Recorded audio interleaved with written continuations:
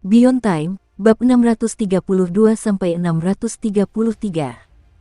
Untuk melihat video selengkapnya, sahabat bisa kunjungi playlist yang telah Sabta Novel sediakan. Yuk mari, kita berimajinasi bersama dan masuk ke alur ceritanya.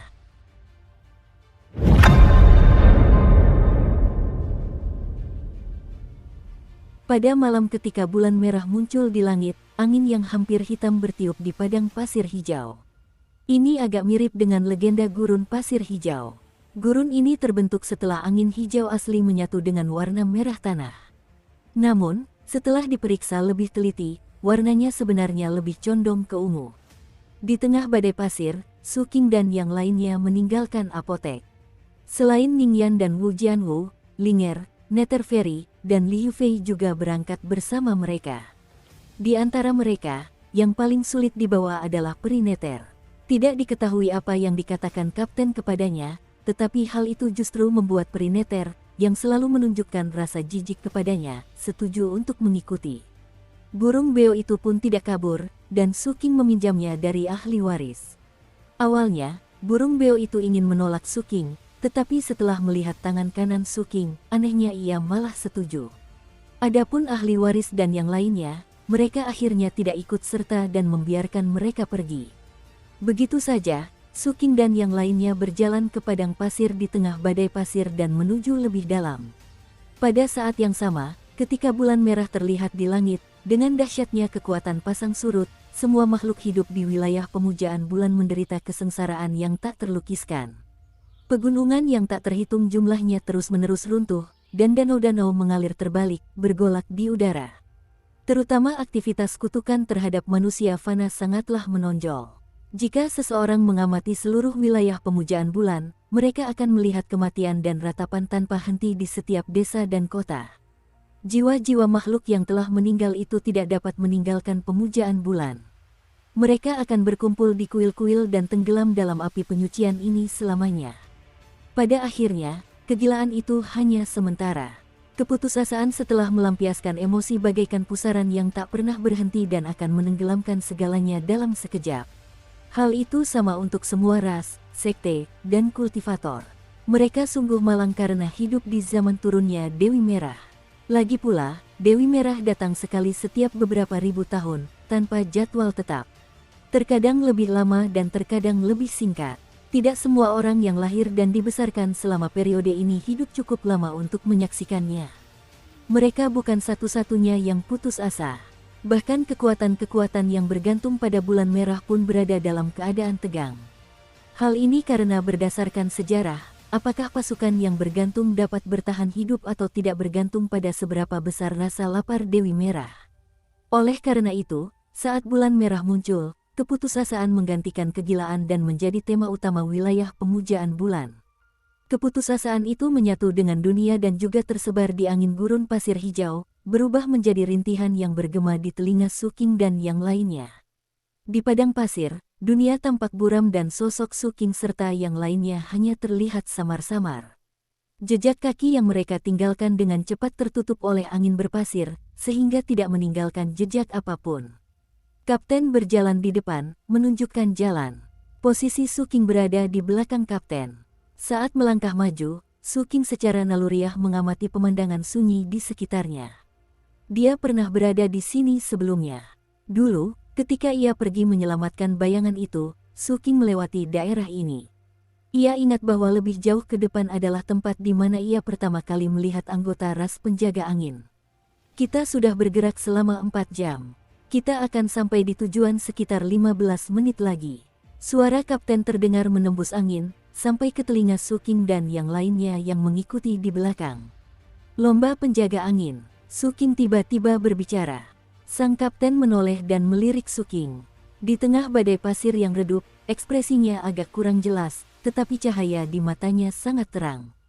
Benar sekali, adikku, kau mengerti aku dengan baik. Tempat yang akan kita tuju sekarang adalah area balapan penjaga angin. Adikku, kau pasti tahu legenda ras penjaga angin, kan? Tatapan sang kapten tertuju pada Su Qing sebelum beralih ke Ningyan dan yang lainnya di belakang.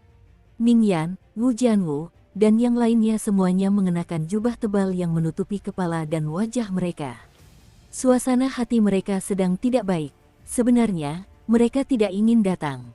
Mereka bahkan tidak tahu tujuan mereka kali ini.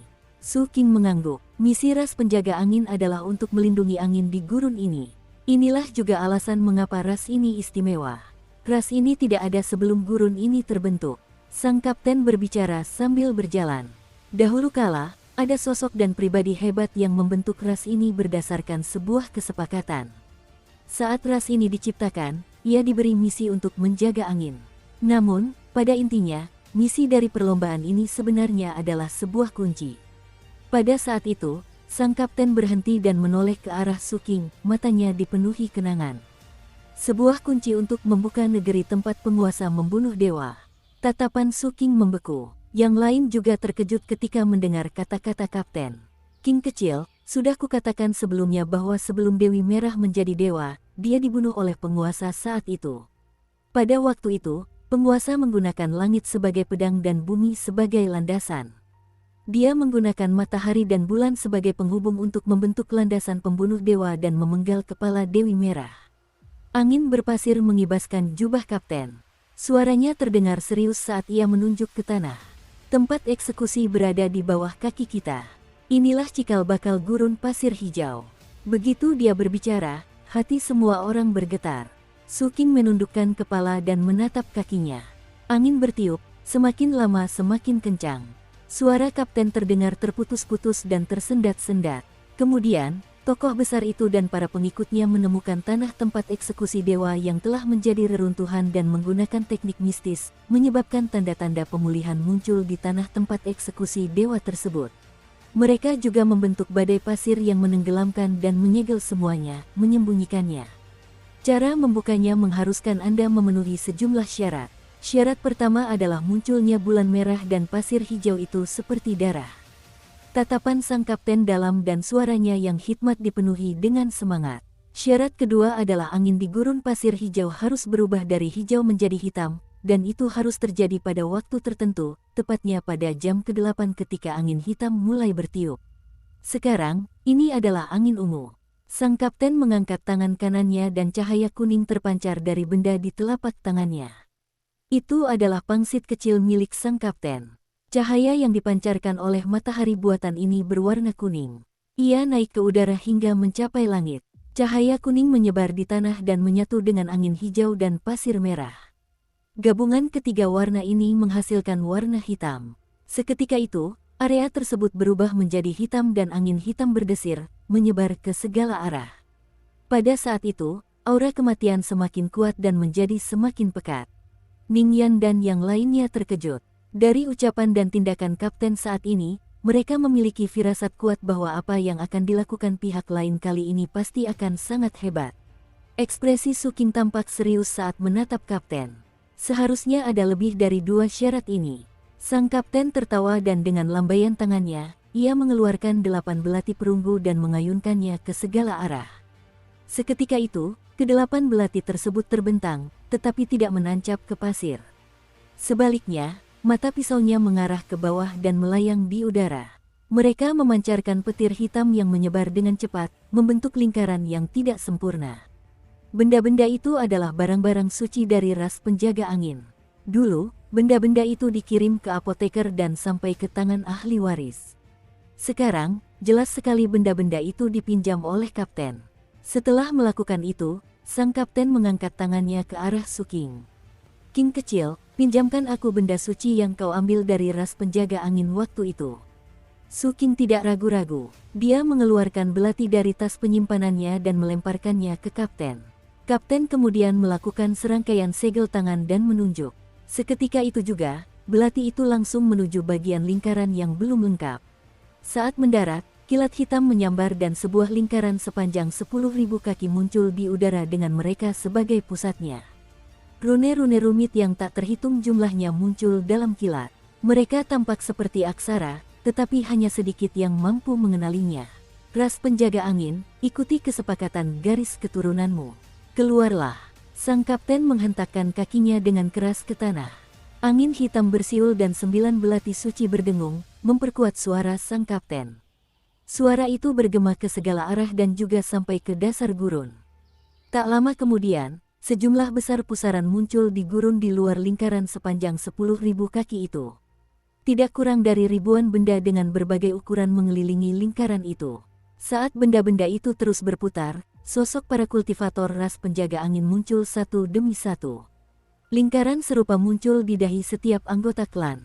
Lingkaran itu beresonansi dengan lingkaran di udara dan berkedip-kedip pada saat yang bersamaan. Orang yang paling dekat dengan lingkaran sepanjang 10.000 kaki itu tak lain adalah leluhur penjaga angin. Dia memandang Suking dan yang lainnya dengan kebingungan sementara ekspresinya terus berubah. Begitu pula dengan anggota klan lainnya. Hati mereka semua berdebar kencang saat menatap lingkaran sepanjang 10.000 kaki itu dengan tak percaya. Ritual ini, hati leluhur penjaga angin bergejolak. Dia tahu bahwa ritual ini adalah ritual tertinggi yang tercatat dalam garis keturunan ras mereka. Ini juga merupakan misi sejati mereka yang tidak boleh diketahui oleh orang luar. Lindungi angin, lindungi gurun, tunggu hari ketika seseorang muncul di dalam angin hitam. Saat orang ini muncul, sebuah lingkaran akan muncul di atas tanah, garis keturunan mereka akan berfluktuasi, dan formasi susunan ritual akan muncul di dahi mereka. Inilah makna keberadaan ras mereka. Namun, bahkan dalam mimpinya pun, leluhur penjaga angin tidak akan pernah menyangka bahwa misi yang telah ditunggu-tunggu ras mereka selama bertahun-tahun akan muncul hari ini. Selain itu, orang yang muncul sebenarnya adalah seorang ahli pengobatan dari apotek. Hal ini menyebabkan pikirannya berfluktuasi hebat. King kecil, syarat ketiga untuk membuka tempat itu tentu saja adalah balapan penjaga angin ini. Yang dibutuhkan adalah semua anggota ras ini yang telah muncul pada hari ketika angin hitam turun selama bertahun-tahun yang tak terhitung jumlahnya. Suara sang kapten bergema saat dia menatap leluhur penjaga angin. Tubuh leluhur itu bergetar. Gemuruh dari garis keturunannya seketika membuatnya menundukkan kepala dan berbicara secara naluriah. Hormatilah ketetapan Tuhan. Saat suaranya terdengar, 4 pusaran di sekitarnya berubah menjadi putih. Pada saat yang sama, keempat anggota klan di dalamnya juga muncul. Di antara keempat suku tersebut terdapat laki-laki dan perempuan, dan usia mereka bervariasi. Namun, kesamaan yang mereka miliki adalah rambut, alis, dan bahkan pupil mata mereka. Semuanya berwarna putih. Jenis anggota klan ini memiliki status khusus dalam ras penjaga angin. Mereka dilindungi dengan sangat baik sejak lahir hingga meninggal. Dukung terus channel YouTube Sabta Novel. Misi ras penjaga angin mengharuskan bahwa setiap saat, harus ada 3 atau lebih anggota suku ini yang hadir. Juga, tengkorak-tengkorak itu. Tubuh sang kapten mengapung ke permukaan dan dia berbicara dengan suara berat. Leluhur penjaga angin menarik napas dalam-dalam dan segera menyampaikan perintah. Tak lama kemudian, 9 tengkorak hitam dengan hati-hati dikeluarkan dari wilayah mereka. 9 anggota klan membawanya dan meletakkannya di bawah masing-masing belati yang melayang di udara. King kecil, panggung pembunuh dewa milik penguasa telah diubah menjadi ilusi oleh orang hebat itu dan disembunyikan di dalam angin gurun pasir hijau. Hanya ingatan ras penjaga angin yang dapat membukanya. Sekarang, ritual pengorbanan dapat dimulai. Hormatilah ketetapan dewa. Leluhur penjaga angin menundukkan kepalanya.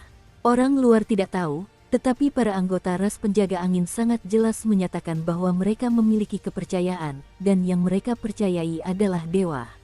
Dewa ini memberi mereka kehidupan dan sebuah misi. Dan dari fluktuasi jiwa mereka, mereka dapat dengan jelas merasakan bahwa sang dewa berada tepat di depan mereka. Adapun wujud dan kekuatan dewa, itu bukanlah sesuatu yang perlu mereka pertimbangkan. Ini karena dewa adalah dewa, mampu mengubah segala sesuatu dan mengambil berbagai bentuk. Saat ia berbicara, leluhur itu segera duduk bersila. Begitu ia memejamkan mata, ia mengangkat tangan kanannya dan menekan 2 jarinya pada lingkaran di dahinya. Fluktuasi jiwa itu seketika menyebar dari tubuhnya dan menyatu menjadi angin hitam. Pada saat yang sama, nyanyian bergema dari mulut kapten yang melayang di udara. Langit dan bumi hidup berdampingan, angin hitam membakar para dewa, memurnikan 9 jalan, mengembalikan mereka ke wujud aslinya. Platform hitam itu tak memiliki penutup, lautan ingatan memiliki tubuh, jiwa dan roh adalah satu, berbagi akar yang sama dengan langit dan bumi. Suara itu kuno dan mengandung semacam kehendak. Saat suara itu dipancarkan, seluruh gurun pasir hijau bergemuruh. Tanah bergetar dan pasir beterbangan dari tanah, semuanya berguncang. Kilat menyambar dari langit dan meledak ke segala arah, menimbulkan gema yang tak berujung. Seluruh gurun pasir hijau itu berguncang. Nyanyian itu tidak berhenti di situ. Nyanyian itu berlanjut dan berulang. Tak lama kemudian, leluhur penjaga angin juga melantunkan mantra. Pada akhirnya, semua anggota klan penjaga angin di sekitarnya juga mengangkat jari-jari mereka dan menempelkannya di dahi, sambil ikut melantunkan mantra. Saat mereka melantunkan mantra, gejolak jiwa mereka terus menyebar dan menyatu dengan angin. Perlahan-lahan, angin hitam di sini berubah menjadi pusaran besar. Putaran-pusaran ini benar-benar berlawanan dengan putaran-pusaran pada lingkaran sepanjang 10.000 kaki. Yang satu bergerak dari kiri ke kanan, dan yang lainnya bergerak dari kanan ke kiri. Kedua pusaran itu terus berputar, membentuk kekuatan luar biasa yang menghasilkan suara yang mengguncang langit. Saat mereka saling menarik, kenangan yang tersembunyi di dalam angin perlahan-lahan dirasakan oleh ras ini. Su Qing mengamati semua ini dari jauh. Meskipun ia memiliki sedikit pemahaman tentang masa lalu kakak tertuanya, ia tetap merasakan keterkejutan yang sama seperti saat tarian ritual untuk para dewa kala itu. Berapa banyak lagi pengaturan yang dibuat kakak tertua di kehidupan sebelumnya. Penari ritual agung dewa adalah salah satunya, dan ras penjaga angin adalah yang lainnya. Selain itu, kakek ke-8 dan nenek ke-5 mengatakan bahwa mereka mengenal kakak sulung. Kakak sulung seharusnya pergi ke tempat-tempat di mana keturunan penguasa disegel pada masa itu. Dengan pemahaman Su Qing tentang Chen Erniu, ketika pihak lain memperkenalkan ras penjaga angin ini, orang hebat yang mereka sebutkan kemungkinan besar merujuk pada dirinya sendiri. Lalu, eksistensi yang dia sebutkan. Su Qing menyipitkan matanya. Secara naluriah, ia teringat pada dewa tertinggi yang disebutkan kapten dalam insiden tarian ritual di pegunungan Banteng Surgawi. Dewa tertinggi, legenda tentang gurun pasir hijau muncul dalam benak Su Qing. Sebuah jawaban muncul dalam benaknya. Saat Su Qing sedang merenung, ekspresi Ning Yan, Wu Jianwu, Liu Fei, dan yang lainnya menjadi terharu. Meskipun Ning Yan dan Wu Jianwu telah melakukan beberapa hal dengan sang kapten, badai masih berkecamuk di hati mereka. Adapun Liu Fei, baginya, sejak bertemu Su Qing, semua yang dialaminya telah melampaui imajinasinya. Bahkan Nether Fairy pun memasang ekspresi serius. Jelas, dia juga terkejut dengan langkah besar ini. Di dalam pusaran, saat berbagai pusaran menarik dan angin menyatu dengan kenangan balapan penjaga angin, gambar-gambar secara bertahap muncul di dalam pusaran tersebut. Gambar-gambar yang tak terhitung jumlahnya, mencakup segala hal, menyampaikan kesan kuno. Semua ini adalah kenangan yang berasal dari semua orang yang mengikuti lomba penjaga angin. Kenangan ini juga berasal dari kenangan akan gurun ini. Setelah ingatan-ingatan ini muncul bersamaan dengan fluktuasi jiwa, ingatan-ingatan tersebut berkumpul dan berubah menjadi lautan ingatan di dalam dan di luar pusaran. Lautan ini menyebar, menerangi langit dan mendarat di tanah. Setelah menutupi sekitarnya, ia mengalir ke 9 lokasi. Disitulah letak 9 tengkorak yang tergeletak di tanah. Ke-9 tengkorak ini seperti mangkuk tulang yang seolah mampu menampung segala sesuatu. Begitu saja, waktu berlalu. Lautan kenangan terus muncul dan mengalir. Ketika jam ke-8 tiba, ke-9 tengkorak itu sudah dipenuhi dengan kenangan yang bagaikan cairan. Air ini berubah-ubah antara ilusi dan nyata. Terkadang berwarna hitam dan terkadang putih. Itu sangat aneh. Su Qing mengamati sekeliling. Dalam lautan ingatan, ia merasakan secercah aura ilahi. Pada saat itulah kapten, yang melayang di udara dan memimpin ritual tersebut, melakukan serangkaian gerakan tangan dengan kedua tangannya dan melambaikannya dengan penuh semangat. Seketika itu juga, kilat menyambar dengan dahsyat dari 9 belati tersebut. Membekukan, diiringi suara menggelegarnya, 9 belati perunggu itu langsung menuju 9 mangkuk di bawahnya dan menusuknya satu persatu, seketika menstabilkan air ingatan yang berfluktuasi antara ilusi dan kenyataan. Adapun detailnya, karena permukaan air beriak, hal itu tidak dapat dilihat dengan jelas. Namun, semua orang, termasuk Su Qing, memiliki jawaban untuk menjelaskan asal-usul adegan ini di dalam hati mereka. Jelas, tempat itu adalah tempat di mana penguasa telah membunuh dewa. Pada saat yang sama, setetes darah melayang keluar dari dahi keempat anggota klan penjaga angin yang lahir pada hari-hari istimewa. Darah itu berkumpul di udara dan melayang di depan sang kapten. Mereka adalah bagian dari proses membuka kunci memori. Bagian lainnya berasal dari kapten. Sang kapten menggigit jarinya dan memeras setetes darah yang berbeda dari sebelumnya. Warna darah ini biru.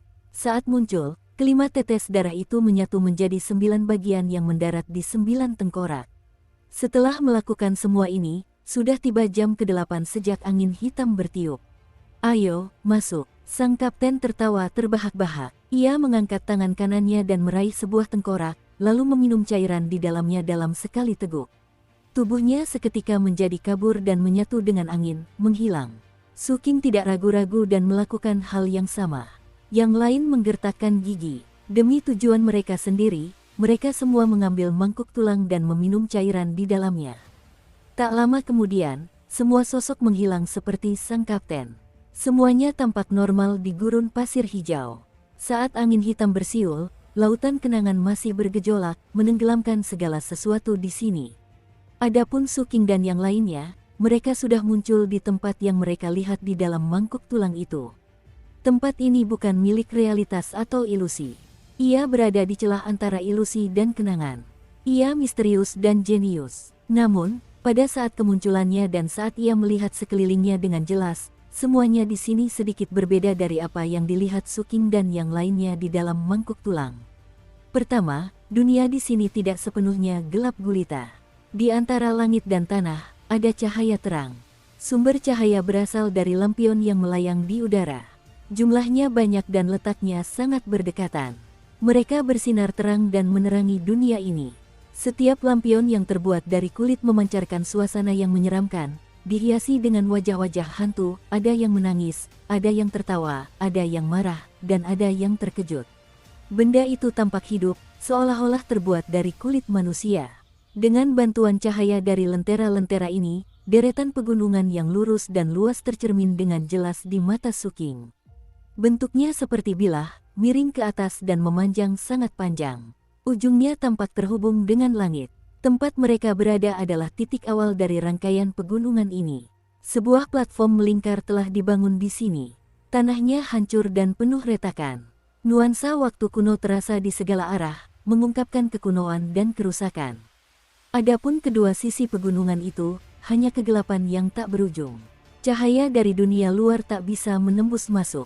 Sesekali, terdengar raungan memilukan yang menggema dari kegelapan, disertai suara cakar tajam yang menggesek bebatuan gunung. Seolah-olah ada keberadaan yang sangat menakutkan yang mencoba mendaki pegunungan dari jurang di bawah pegunungan itu. Langit juga gelap gulita dan sulit bagi sumber cahaya untuk meneranginya. Orang hanya bisa melihat samar-samar retakan besar yang terbelah di langit seperti bekas luka. Guntur terus bergemuruh dari retakan itu, seolah-olah sangat sulit untuk dihentikan. Sesekali, akan ada kilat biru yang berkelap-kelip di celah langit. Ini adalah tempat yang sangat aneh. Pemandangan ini menyebabkan semua orang yang tiba memasang ekspresi serius. Bahkan Perineter pun sangat waspada. Terlepas dari apakah itu lentera berkulit manusia atau aura menakutkan di bawah jurang, dia merasakan bahaya yang sangat besar. Lentera-lentera bercangkang manusia itu tercipta dari dosa-dosa penguasa. Mereka membenci semua makhluk hidup. Begitu seseorang disentuh oleh mereka, orang itu akan berubah menjadi lentera bercangkang manusia. Adapun makhluk-makhluk di bawah jurang itu, mereka adalah akumulasi kebencian sebelum Dewi Merah wafat. Kejahatan mereka membuat setiap orang yang berjalan di pegunungan ini menjadi sasaran permusuhan. Sang kapten sangat memahami tempat ini. Dia berdiri di depan dan berbicara dengan suara rendah. Setelah itu, dia berbalik dan menghadap Su King dengan senyum di wajahnya. "Adikku, selamat datang di tempat rekaman acara berskala besar ini. Di sini, Anda akan melihat peristiwa menggemparkan dunia yang terjadi di masa lalu. Dan yang perlu kita lakukan adalah berjalan kaki ke sana." Sang kapten mengangkat tangannya dan menunjuk ke retakan di langit. "Berjalanlah ke sana dan mulailah perekaman kita. Soal judul naskahnya, aku sudah memikirkannya. Judulnya adalah Pembunuhan Dewa. Soal isinya, akan saya beritahu nanti. Jangan khawatir, kalian semua punya peran masing-masing." Sang kapten berseri-seri gembira. Setelah mengatakan itu, dia mengeluarkan beberapa lilin biru dan memberikan satu kepada masing-masing dari mereka. Su Qing mengambilnya dan memegangnya di tangannya. Meskipun terasa berminyak, dia juga mencium bau darah yang menyengat. Saat dia sedang menebak-nebak, dia menyadari bahwa Ning Yan dan Wu Jianwu memasang ekspresi rumit di wajah mereka, seolah-olah mereka ingin muntah. Jika kita menyalakan lilin di tangan kita akan dapat melewati area ini dengan aman. Namun, syaratnya adalah lilin-lilin itu tidak boleh padam di tengah jalan. Sambil berbicara, sang kapten meniup lilin di tangannya. Seketika, lilin itu menyala dan kabut hitam muncul, menyelimuti sosoknya saat ia berjalan menuju pegunungan. Su Qing mengangguk dan juga menghembuskan napas ke lilin. Kabut hitam muncul dan menyebar di sekitarnya sebelum dia melangkah maju. Saat yang lain menyalakan lilin mereka satu persatu, tak lama kemudian, kelompok mereka berjalan di pegunungan. Ingat, lilin tidak bisa dipadamkan. Suara kapten terdengar dari kabut hitam di depan. Dari kejauhan, di pegunungan yang menjulang ke langit, 6 gumpalan kabut hitam menyelimuti 6 sosok. Mereka terpisah puluhan meter dan bergerak semakin jauh. Adapun lampion-lampion dari kulit manusia yang melayang di udara, mereka masih bergoyang. Jurang di kedua sisi pegunungan bergemuruh seperti biasa dan suara pisau tajam yang bergesekan dengan bebatuan bergema menusuk telinga.